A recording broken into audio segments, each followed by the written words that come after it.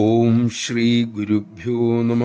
ഒരിക്കൽ അമ്മയുടെ നിർദ്ദേശപ്രകാരം രാമകൃഷ്ണാനന്ദപുരി സ്വാമിജി സത്സംഗത്തിനായി ഒരു വിദേശ രാജ്യത്തേക്ക് യാത്ര തിരിച്ചു. അവിടെ വിമാനമിറങ്ങി. പക്ഷെ അവിടെയുള്ള ഉദ്യോഗസ്ഥർ വിഷമിപ്പിക്കുന്ന ചോദ്യങ്ങൾ അദ്ദേഹത്തോട് ചോദിക്കാൻ തുടങ്ങി. ഏതൊരു കുറ്റവാളിയെപ്പോലെ അവർ കൈകാര്യം ചെയ്യാൻ ആരംഭിച്ചു. പലതരത്തിലുള്ള ഉദ്യോഗസ്ഥന്മാർ അദ്ദേഹത്തെ മാറി മാറി ചോദ്യം ചെയ്തു. കുറെ കഴിയുമ്പോൾ ചെറിയ പരിഭ്രമം തോന്നി തുടങ്ങി. അപ്പോൾ മറ്റൊരു ചിന്ത മനസ്സുയർന്നു. ഞാനിവിടെ അമ്മയെക്കുറിച്ച് പറയാമെന്നതല്ലേ? അമ്മയ്ക്കത് നടക്കണമെന്ന് ആഗ്രഹമുണ്ടെങ്കിൽ അത് നടക്കും, അല്ലെങ്കിൽ ഞാനിവിടെ ഇരിക്കും. അമ്മയാണ് എന്നെ അയച്ചത്. ജയിലിലേക്കാണ് പോകേണ്ടതെങ്കിൽ അങ്ങോട്ട് പോകും. ഈ ചിന്തകൾ ഉയർന്നു വരവേ വളരെ ഗൗരവക്കാരനായ ഒരു ഉദ്യോഗസ്ഥൻ അങ്ങോട്ട് വന്നു.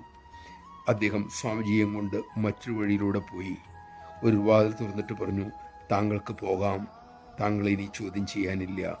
നമഃശിവായ. പിന്നീട് സ്വാമിജി പറഞ്ഞു, എഴുത്തുകാരൻ്റെ കയ്യിലെ പേന പോലെ, ചിത്രകാരൻ്റെ കയ്യിലെ ബ്രഷ് പോലെ നാം ഈശ്വരൻ്റെ, അമ്മയുടെ തൃക്കൈകളിൽ ഒരു ഉപകരണം മാത്രമാണെന്ന മനോഭാവം ഉണ്ടാക്കിയെടുത്താൽ നമ്മുടെ ഒരു ശ്രമവും വേണ്ട, കാര്യങ്ങളെല്ലാം അതീവ ഭംഗിയായി നടന്നുകൊള്ളും.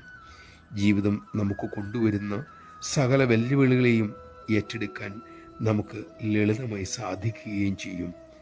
അമ്മ നമ്മെ വളർത്തിയെടുക്കുന്ന ഒരു രീതി കൂടിയാണ് പ്രതികൂലമായ സാഹചര്യങ്ങൾ.